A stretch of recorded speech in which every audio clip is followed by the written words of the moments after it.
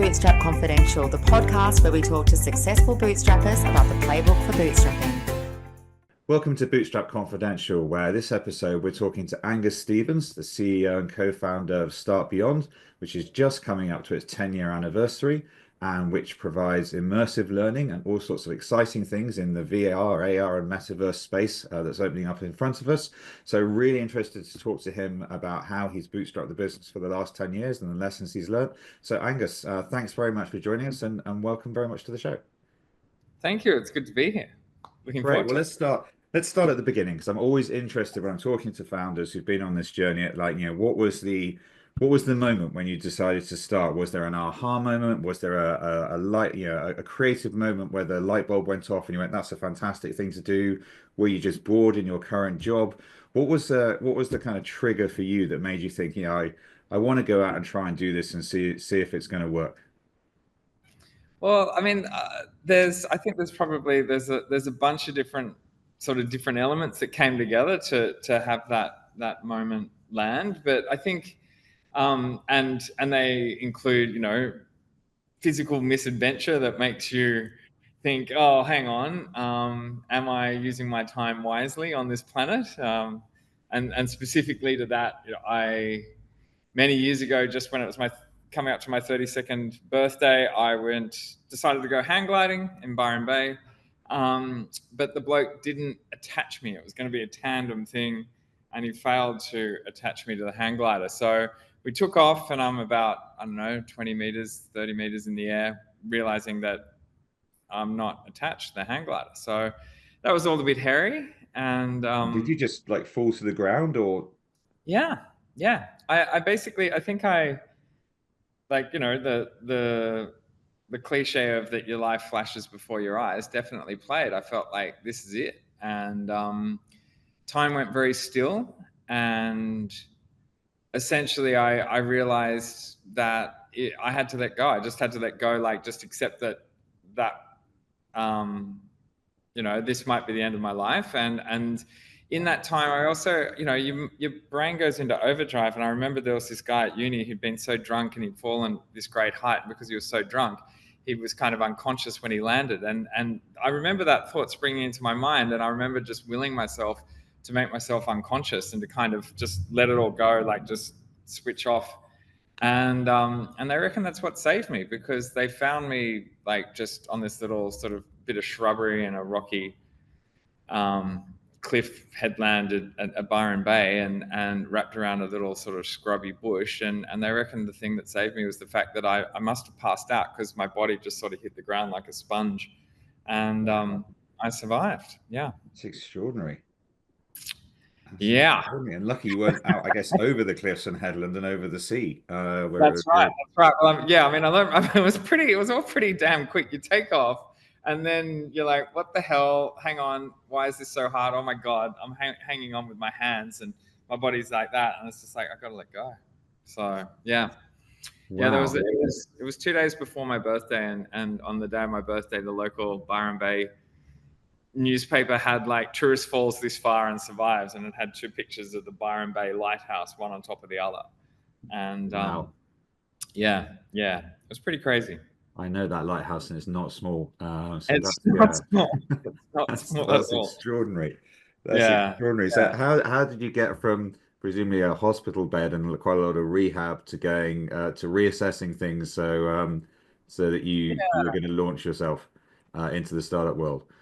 Well, I mean, the beauty of having something like that happen is that it makes you completely tangibly and every day recognize how fleet the time is that you have on this planet, and how important I feel, and it was a while ago now. I'm certainly not as close to 32 as I'd like to be nowadays, and it still stays with me every day not to waste time. This is my second chance at life, so I've got to make sure that I use my time so very precisely and with awareness about what's important to me, and what are my values, and how am I going to make sure that I align what I'm doing in my life with my values so that I can get the most out of this time on the planet. So you're obviously prior to this working in media in the creative world. So what going from a although creative, relatively corporate job to effectively the startup world, which is a big transition that lots of founders kind of underestimates that transition. How did you find that? What were some of the things that sort of worked as you moved across? And was there anything that kind of caught you by surprise as you started being much more hands-on, which is generally one of the things that occurs with Start Beyond? Yeah, I mean, my background, I'd worked for small companies where I'd worked, in small agencies creating TV and commercials and that kind of stuff, and so I'd learnt what a small business was like, and the owner of that small business wanted me to go into partnership with them when I was in my late 20s, early 30s, and I just felt like I didn't have enough of an understanding of enterprise to make that commitment. And so I made a very conscious decision to go into working for a big organization. So I worked at Austereo, which is one of Australia's biggest entertainment companies, doing TV stations as well as radio. And then from that moved into another one, which is Nova FM, which was owned outright by Lachlan Murdoch. And the experience that I got from those two was really valuable in understanding how a big organization works and how a big enterprise works. And I already knew how a small business would work. And so I felt pretty confident about knowing that if I'm going to jump ship and set up my own business, I know what I want to take from those larger enterprises, and the corporate skills that I gained there meant that I knew what I would need if I was going as a little ship sailing up to these big continents and making the product and the technology and Start Beyond services valuable to those larger organizations. What was the kind of things that they would want to see? How could I position it so that they could see I was a benefit to them? And I wouldn't have been able to have had that confidence had I not spent that time in enterprise world. And obviously, when you're starting off, you've got these two very different cultures. You'd worked with your in the small business. You'd worked in the really large Australian corporate businesses. Now at Start Beyond, you've been on five-star employer of choice and best places to work with Business Review 2 years running. So congratulations. So obviously you've got a fantastic culture there. So how much did you consciously try and create the culture at the start and say, this is how we're going to do things at Start Beyond, and the lessons and kind of pluck lessons and ideas from the best of both worlds, I guess, to try and create that and move it forward? Yeah, I mean, it's an interesting question because the way that it played out at the start of Start Beyond was that um, I mean, it's a long story. I'll try to make it brief. But basically, my best mate and I have a tradition of a two-person Christmas party. And we'd gone to this Christmas party and, gone off and it's he and I, and we just talk about the year and so on as our Christmas party. But he said, oh, there's this VR meetup that I want to go to. And so I think VR is going to be a thing. And so it was at that he's like, yeah, this is going to be a thing. I'm going to set up a company. We should do that together. And for years, he and I talked about doing this sort of thing. Now, my wife's an independent film producer, so I could, I've got young kids and a house, yada, yada. So I couldn't jump ship straight away. And so instead, what we decided to do was, and I was working at Nova at the time, was that we'd do a Nova Red Room, which is like they do these acoustic sessions. They get in big artists. And so we were going to do it with Ed Sheeran. We had Qantas come on board. They were going to sponsor it. So it was going to be Ed Sheeran. It was going to be a 360 video, Nova Red Room, Australian world first, yada, yada, of building out this amazing virtual reality live performance. And my friend Kane was building out how the tech would work. I was doing the deals at the enterprise level with Nova. Anyhow, the whole thing was up and ready to go. Ed Sheeran was on board. He's a genuinely nice human being. And it fell over because he wanted to get more of his crew paid for free by Qantas than Qantas was prepared to pay for. And so the whole thing fell over. However, we had the fundamentals of what at the time we called Start VR. And so I quit Nova, jumped ship, joined up with Kane. And by that time, he had a couple of other people who were then part of the business. And so it's Start VR, as we were originally called, before we changed to Start Beyond, was very top heavy. We had too many co-founders. as a result of that interplay. And so Kane and I remain best friends, but he left the business about 3 years ago. And there were several other co-founders who had to leave in that process of over COVID. It's a very long-winded way of me answering how did I get to the culture that I wanted within Start Beyond. It was through a lot of hard work and a little bit of heartache and real graft as these different co-founders had come together to form a business that actually wasn't completely aligned. And so we thrashed, and the business might have started in August 2015, but really 2016, which is when I joined in March, through to 2019, we had essentially two businesses running. We had an entertainment arm that was part of the co-founders, and then we had this business arm, an education arm that was going. And the biggest thing that I've learned in starting up this business has been if people don't genuinely align, and if they don't genuinely agree on what the vision of the company is, then it's destined to waste time and money and potentially fail. And so thankfully we got to a point where we were able to flush out the co-founders. When we realized that we weren't aligned, we changed from being called Start Beyond to being called Start Beyond. We got rid of those co-founders who actively went, look, this isn't what I wanted to do, although they kept saying they did. And that was the catch as well. You've got people going, yeah, I'm on board. But in reality, what they were saying and their actions were not aligned. And it was like an anchor. So this ship's trying to sail this goddamn anchor of non-alignment. And then once that was taken away and we pulled the anchor up, then we've just absolutely soared. So yeah, that's been a big, big lesson for me. But I mean, that's so interesting because I mean, I launched my last business with a co-founder, and the thought of us not being aligned for a nanosecond would have. I mean, you've got so much coming at you when you're trying to build a business from every direction, and I always say it feels like the kitchen sink is being thrown at you almost every single day. And you kind of just need to know that without even looking, your co-founder and yourself have each other's back and are trying to do the same thing in the same direction. So if there's any non-alignment, you would, that would be really, really tricky. So anyway, you've obviously gone through a big transition thing, and then effectively you've moved from a creative and entertainment role to running a tech platform and a tech business, which is lots of the founders that I've interviewed on this show have done something similar, where they've come from a sort of non-tech background and ended up building a tech platform and then creating a super successful business. So how was that? Because it's not a natural journey, and a lot of people think of big tech or building tech, and they're like, even perhaps less so now with AI, but certainly a few years ago, that's a daunting challenge. How have you found that? Well, yeah, it's an interesting one.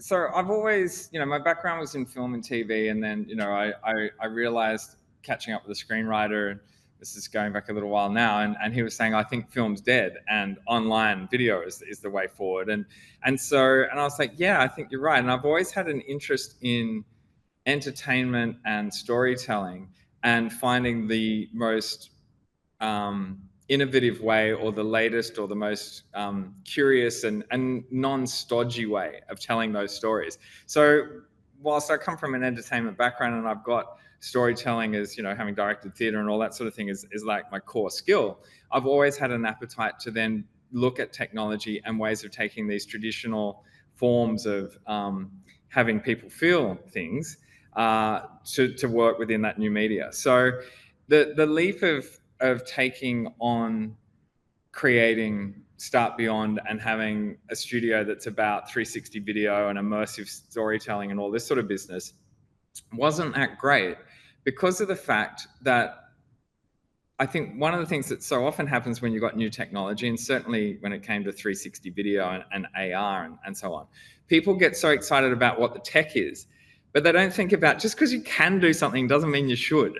And there are so many boring 360 videos out there because someone's got so excited about, I can use 360 video to do this. And it's like, well, it's terrible, because people have a rich knowledge already of story, and your demands of what you want to get out of a narrative are very high, and whether it's in gameplay or just watching stuff on TV and all that sort of business. So if you come in with a new technology and you're just like treating it without any understanding of the rich knowledge that you need to have to be able to tell a story that makes people feel something, then it just doesn't land. And so thankfully, the way that it configured within Start Beyond is, once we got rid of the co-founders who weren't aligned, was that we've got someone who's our CTO Jager is extremely talented and an extremely gifted engineer at understanding the nuance of how to use this technology. And he's part mad scientist, part evil genius.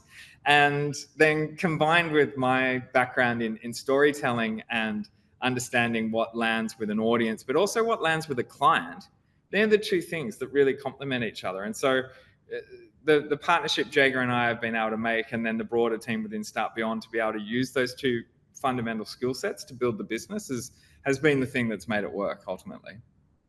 And you mentioned the broader team. So obviously you started, as you said, very top heavy. You went through a transition. You got rid of the non-aligned co-founders. You kind of focused on what you wanted your aligned business vision to be. So when you're building the team and you've got that culture, and it is a new area, it's new technology, it's not something where people go, oh, I've been doing this for 30 years or something. So what are the type of, because also, generally as a startup, your funds are limited, you're watching your cash flow, and therefore you can't go and get really, really expensive people. So what are the types of people that you're looking to bring in, and the skills or attitudes that you're sort of like, okay, come and join the team and be part of our growth and story? Yeah, it's a really good question. So, I mean, so basically from the outset, there's two other people who have been in the team from the very beginning. So Isabella was fresh out of like finishing uni, and she she heads up the platform team essentially. And then Joseph had come from a film background as well, but had set up his own 360 VR company. And so very early on, we identified these two as tremendous talents and asked them if they wanted to be part of the business. And they leapt at the opportunity, and it's been absolutely critical to us to make sure that throughout the whole journey that they've been part of the team. And then with that core focus and that core group, we've then been able to build out a culture and bring in people who can see what we're trying to achieve, both from a business perspective and a creative and a technology perspective, but also from a work-life balance, actually having we have values around, we're not going to do work that isn't stuff that we're not proud of, and we're not going to do work for the money. And even though that sounds weird, you actually, if you set up goals and go, this is what we're about, these are our values, these are our culture, and this is how we want to approach things, then it works both in bringing the people into the organization that you want. You attract good people, but it also means that your clients are like-minded as well. And so it then means that you set up a dynamic with your clients where they're like, well, these guys represent something that I want my business to be a part of, and which my business I want to have represent as well. And if it's a massive organization, often people work in businesses where there isn't necessarily perfect alignment in that corporate culture. So if you can have a partner who's reflective of the work-life balance and the values that you want to have, even if you can't get it 100% within your corporate role, if you can have that partner there and be able to work closely with them, it makes your corporate role more attractive to you. So we kind of been able to navigate it that way. I mean, that's a kind of convoluted way, but does that make sense? It does, and it's so interesting because I think pretty much every founder I've interviewed says something very, very similar about not necessarily doing work for money, but doing work that you can be proud of. And if we can just focus on doing work where when we put it out there, we're like, we did that, we built this app, we created this product, we created this customer experience, we created this platform, and it's wowing and delighting customers because there was a pain point there and they weren't getting what they wanted, then that's what you need to focus on, not endless financial metrics and what's the TAM and the SAM and all the other things that investors love to throw around. Like if you can focus on doing something that you love and you're proud of, then that's a good way forward. But you mentioned work-life balance, and you said a while ago obviously married, kids, and everything. So one of the things that I talk about a lot with founders is as they transition across to to startup world, let's call it that. Yeah. Are two different things actually. Firstly, there's a theme now of I think it's called sort of founder tourism, where over the years, um, founding a business and particularly startups has been, particularly over the last 10, 15 years, has been very, very glamorized in the media, and and entrepreneurs are feted from Elon Musk to Steve Jobs to Jeff Bezos, and in ways that they certainly weren't 25, 30 years ago. So there's this glamorization now that kind of sells this idea of, be a founder, run a startup, and it's all amazing, and you only kind of hear the success stories. And then there's the reality, which is that it's pretty hard work. There's a polite way of phrasing it. Yeah. And another more honest way of saying is it completely and utterly consumes your life to the point where you almost have no time for life outside your startup. So how did you get that balance? Because at this, certainly at the start, and then when it's going well, when it's going badly, either way, it does consume a huge amount of your life. What did you do consciously to try and keep that kind of balance and have a culture that reflected that balance? I honestly think that if you want to succeed in anything, you have to have multiple inputs. You have to have different ways of being able to look at a problem. So you need to have different people looking at that problem, but you yourself have to also be able to step out of the room, step away from the vehicle, like just get some perspective. And so I've always made sure that, whilst running the business, that I've had other creative outlets and I've had other avenues outside of my family, to make sure that I kept a balance in myself. And by not getting obsessive, it then has let me be able to look at the business with a fresh lens and see opportunities that I think if I'd been in the weeds, I would have missed. And so I've been really disciplined about that. And I actually, I find that it makes me more motivated at work and more energized at work if I know that it's not the be all end all. Instead, it then becomes like the other aspects of my life as something that I enjoy doing. And so, whilst building out Start Beyond and really having it turn a corner and thrive, at the same time, and in that role as CEO, you're working with everyone. It's a continual juggle, compromise, negotiating egos, clients, budgets, product, deadlines, yada, yada, all those sort of nuanced things. So whilst I was doing that, I also sat down and wrote a novel, which was just about me self-expressing myself. I didn't have to answer to anyone. I could just write the book. And that fed off each other. Those two activities fed off each other. And coupled with that, I play sport and I use that as another outlet. And I think that, to your point before about that sort of, there's almost like a martyrdom theme that comes into like, oh no, you got to be like grinding for 80 hours a week. And it's like, I just don't believe in that. I just think that that's not smart. Like, I just don't think it's smart use of your time or your brain.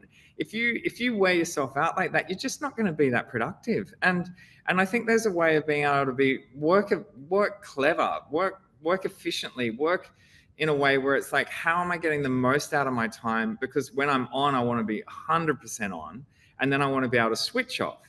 And it is the hardest thing, absolutely, is to switch off, and there was times when the business was, really struggling, and you're like, I was determined to go on a holiday. My wife was filming overseas. I'm going to take the kids. We're going to go and see her film shoot and go and support her in Cambodia while she's doing that. And at the time I was thinking, I'm going to come back to a business that I don't know how long it's going to last. But if I don't have this holiday, there's no way I'm going to be able to make sure the business does last.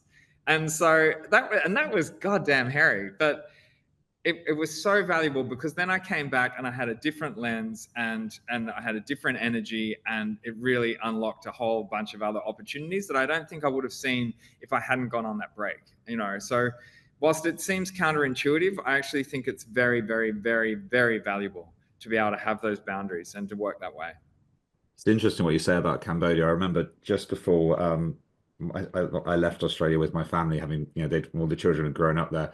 I'd promised Yeah. them a trip to Heron Island, which is a little, Oh yeah, we've been there too. yeah, Yeah. it's a lovely little 3-star island on the Great Barrier Yeah. Reef, and little Yeah. turtles Yeah. hatching and everything. And exactly as you said, at that precise moment, it was just one of those crises that occurs where it's like, can I go? Because there might not be a business when I come back.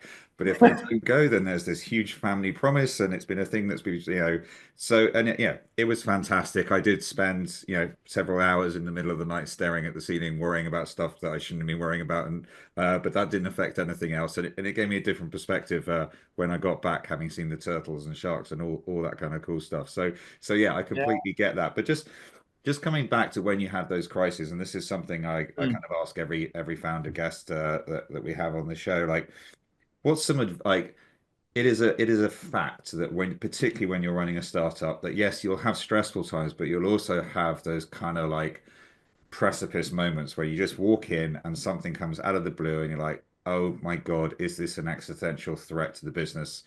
Are we, how are we going to get through this?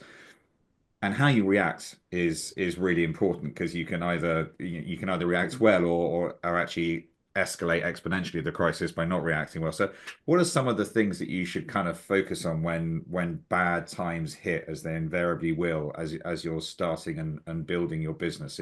What would you say to a founder who was listening to Yeah. this now, about when these things happen, this is what you need to do to kind of get through? Oh, look, okay, it's funny. It's like it's all coming back to me. Jesus. Okay, all those happy Like memories. therapy. Look, I mean, one thing that I learned very quickly was, and I can't remember how it came to pass that it became something that we found out about and then implemented. But we had a document which was how not to die. And the how not to die was a spreadsheet that just basically was like, don't kid yourself. Like, realistically, how much money do we need not to die, and how long will that give us? And and they talk about it like, you've got to work out your runway, and they use all the fancy words. No, you've got to get much more realer than that. You just got to get down to nuts and bolts, how not to die. Like, what is that? Where are we going to find? And I remember it got to a point where it's like, okay, I've got to find 130 grand within the next 16 days, otherwise we're dead. Like, and so you go, right, and it just gives you total clarity. Okay, that's what I got to do, and then you find it, and then you're off. So I think not kidding yourself is the fundamental thing in a crisis. Tell the truth to yourself, and have your colleagues tell the truth, and then have a very, very, very clear understanding of what is the most essential thing you need to do to be able to overcome that problem. And don't, I rabbit on about this all the time with the team, because, in virtual reality, augmented reality, the metaverse, so many people get excited about the next new shiny thing. Strategy is choosing what not to do. That to me is the critical thing. So what is the one thing you have to do? Cut out all the other guff to just do that one thing and do it well. And so in times of crisis, we would get out our how not to die doc, be continually looking at that, and then working out what's the one thing we need to do to be able to now turn that corner. I love that, how not to die. We didn't have an official name for it like that, but yeah, the number of times where you're sitting there going, okay, by this date, we need to get X amount of money, and then we will be able to keep the doors open because of what's happened. But yeah, not lying to yourself and being very honest and accepting it, not burying your head in the sand and going, if I just pretend this is not happening, it will go away, is Yeah, never absolutely. hope is And never a good strategy in these things. yeah, and one of the co-founders, that's what he did in a crisis. He would just go, no, and he'd try to do some sort of Jedi mind trick of it's all fine. And it used to drive me absolutely spare. It's like, no, mate, it's not all fine, and that's okay. It's better to acknowledge it's not all fine and come Yeah. up with a solution than to paper over problems. So, yeah, it's an interesting thing to remember all of that. The other thing with it that I would add is that where the turning point will come isn't just like an overnight flick of the switch. It's your reputation always enters the room before you do. So if you're doing good work, and if you're proud of the work you're doing, if you've got a culture that you believe in and other people see that, that radiates out, and good quality work will step into that room before you do. And then from that, opportunities will arise. And that cascading thing, you never know where that's going to play. Like, we got leads from America because of something else we'd done really well in Australia. And then from those American leads, we then got other leads back in Australia. And it just sort of radiates out and builds from it. And Even now, like, people are calling us up and reaching out purely because of the fact of reputation, not marketing. I mean, we do the marketing as well, and you get leads that way as well, but reputation is fundamental.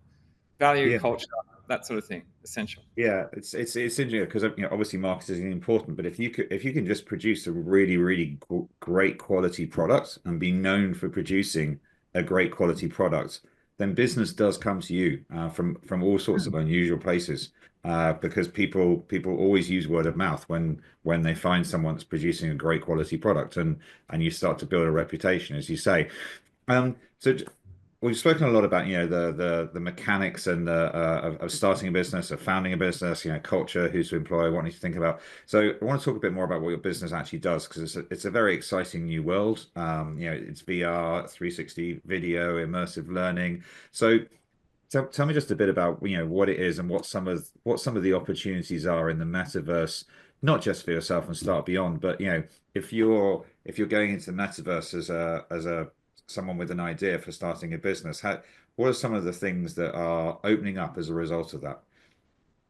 Yeah, well, look, I mean, I think it's an interesting one. So fundamentally, well, to give a little summary of what Start Beyond actually does, given that we've talked about every other vagary around it. So Start Beyond is an immersive learning studio, and so, as referenced before, we were Start VR, and we used to just purely do virtual reality, and then we changed our name to Start Beyond because we pivoted into doing enterprise B2B training, content marketing, anything that's about educating a user in some way, whether it be about a product or a course or a theory or a concept, what have you. So within that, the business as Start Beyond has got two arms to it. We have a studio team, and the studio team will create the assets. So they'll shoot live action 360 video, CG video that you'd use in, interactive CG video for like environments and that kind of stuff that you then have your avatars play within a metaverse kind of situation, but then also 3D animations and graphics, as well as taking 2D content and building all of that out. So we work very closely with our clients to be able to build all of that and to have that from the studio team perspective being created. So there are all the assets, but then the other part of the business is the platform. And the platform that we've built is called Oncio. And the way that Oncio works is it takes all those different assets, whether they're 360 video or live action CG, what have you, and places it into a format whereby as an app, it will then deliver to VR, mobile and desktop.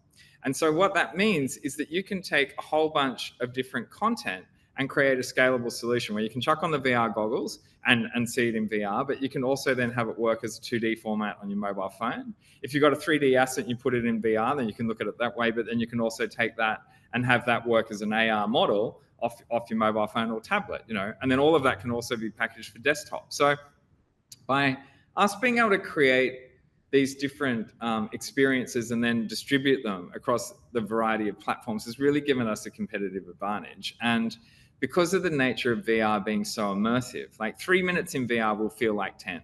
So you can create a really strong and visceral experience for people and essentially give them the opportunity to do real world experiences without the actual risk. And whether it be emotional risk by doing something that's psychologically complex, or whether it be the physical risk of taking them into a place that's far removed from the classroom that actually has a physical threat to you.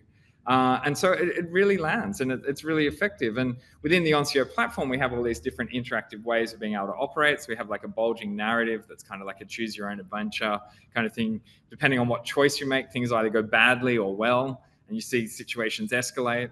You have scene hunts, you click on different things and maybe you'll be in danger from doing that or you'll be safe, as well as all the traditional sort of, interactive quizzes and such. Yeah. So that's kind of like an overview of the business. And then the way that then plays from the perspective of the metaverse is that the metaverse is, Facebook changing their name to Meta and Zuckerberg doing that was just such a massive overreach. And so what you're seeing is the metaverse as a word, has gone through peaks and troughs, and the hype cycle has now left it with a little bit on the nose because everyone's obsessed with AI and all the different avenues of how that can play. And so fundamentally with that comes a maturity within the VR and AR space in particular, where more and more businesses understand there's merit to it, but they don't necessarily know how to get value out of it. And now we've been doing it for so long, we can actually show, well, here's the ROI, do this at scale, and it's actually cheaper than e-learning, and people learn faster, retain that knowledge, all those sort of things. And so ultimately, the metaverse, in the way that it's going to play, is going to be a mixed reality piece, working off glasses and combining that glasses environment with your fully immersive VR environment. But it will be, I believe, led by enterprise solutions rather than a consumer type scenario, because ultimately people will go in to do that kind of learning because it's a faster way to learn something. But from a enjoyment perspective, there's just so many other mediums that they prefer. And so I think that what we'll see evolve over the next 5 to 10 years is enterprise really embracing the metaverse from an educational perspective and from a knowledge generation perspective and a speed to proficiency. But from a consumer level, it will take longer for that adoption to land, because unless there's scale of everyone doing it for fun, it'll still be an outlier kind of experience. Eventually it'll get there, but it'll take a while.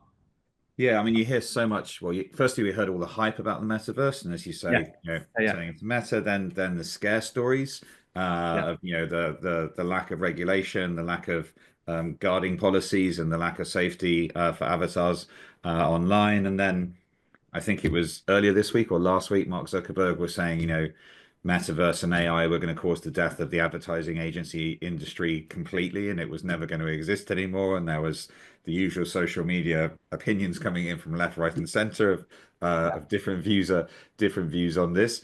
So that's really interesting. And if you're looking to do things if you're looking to potentially start a business, focusing on enterprise solutions, education within the metaverse, are there any differences, fundamental differences to when you're starting a business in effectively the real physical world as opposed to the virtual world?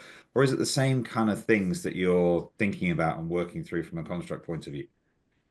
Look, I mean, I think with any business, you got to know where, fish where the fish are. So you've got to be serving the client's needs, and you've got to understand that there is a need for what you're doing. So I don't see our business as being unique in the challenges that it's faced from a business perspective. I think it's just unique in that we've been able to work out a solution for businesses that is more effective than what traditional learning had been. And to that end, it's quite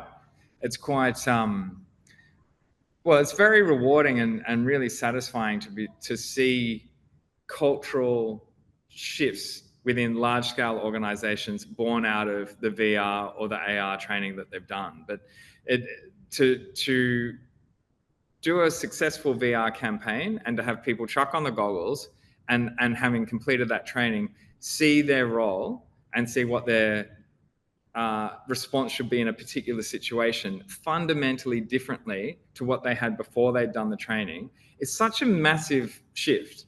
And when you're delivering that consistently to big organizations who are so often challenged by knowing what the problem is but being unable to move the dial within a workforce, it's enormously satisfying to see that play. Yeah, so seeing the impact of your product, which comes back to having pride in your work, which we were talking about earlier.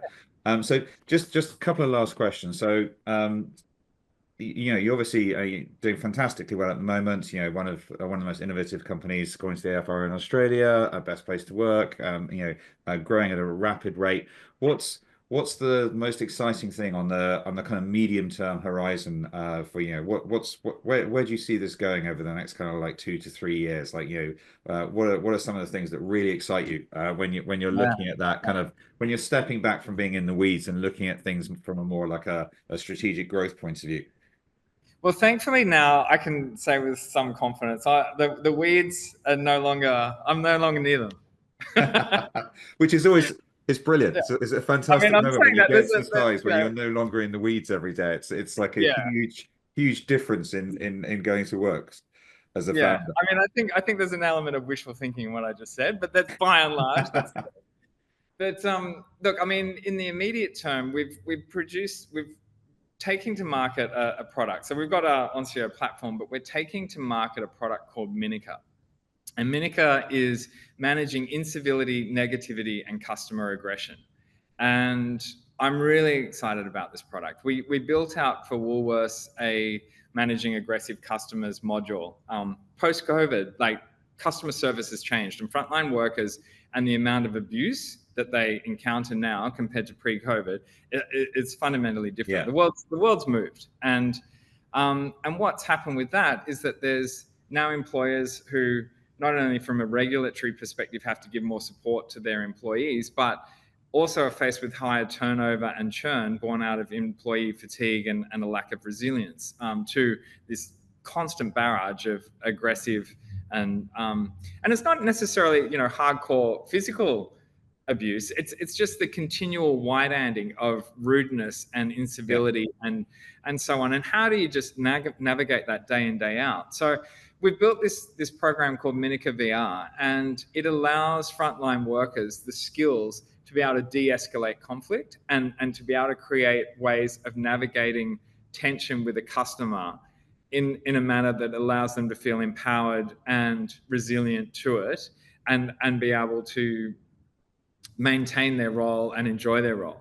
And the beauty of that is that we've seen with clients that are using it, a shift in staff turnover, improvement in staff morale, increase in sales born out of the staff being more receptive to understanding the customer's point of view and being less combative, and thereby being able to come up with a better solution. And so I'm really excited about that, because I feel like we're going to be able to take that product, and it's already kicking off in Australia and doing really well, and actually expand that and the principles behind that more broadly. And to give you an example of when you do something like that and it works, we have worked very closely with Woolworths, and we built out the managing aggressive customer piece for those guys. And they had previously they had an old school philosophy of the store managers of, like, you know, if you have to protect the stock.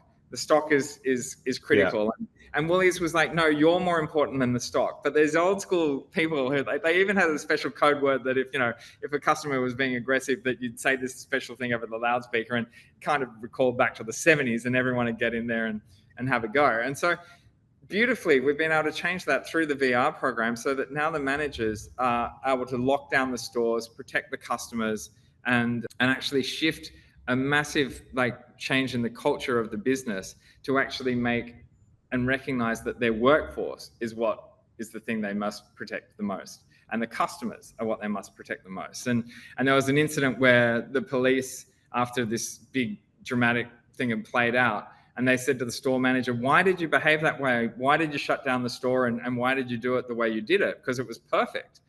And the guy said, well, I just did the VR training, so I knew what to do. And it was just so satisfying to hear that. It's just like, yeah, that's amazing. Yeah, that's drop fantastic. the mic. So yeah, it's really fun. And so that's what I'm excited about, getting Minica out into the world and building on that product and building on those opportunities. Yeah. Fantastic. It's been, I'm really sorry, we're pretty much out of time, but it's been really fantastic talking to you. So thanks very much, Angus, for coming on and for sharing all the lessons you've learned and all the opportunities that are out there, particularly in the metaverse, which is, yeah, as you say, a much overhyped word that people perhaps don't completely understand. But yeah, it's been absolutely fantastic talking to you. Thank you very much for your time, and look forward to talking to you again soon. Excellent. Thanks, Charles. Cheers. For all our listeners, if you'd like to hear more podcasts on how to bootstrap, or if you want to access all our bootstrapping resources and playbooks, then just go to our website, www.bootstrapconfidential.com, for free registration.